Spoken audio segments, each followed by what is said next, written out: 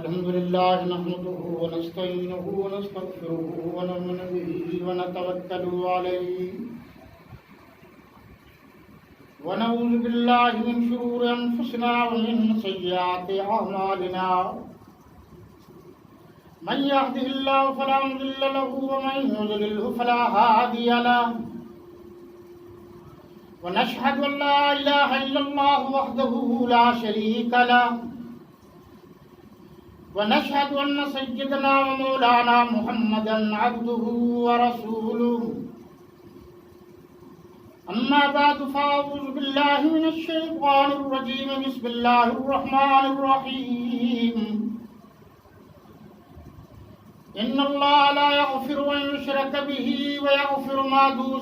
ما دون ذلك لمن يشاء ومن يشرك بالله فقد ضل ضلالا بعيدا وقال النبي صلى الله عليه وسلم لا تشركوا بالله وإن قتلتم أو حرقتم أو صلبتم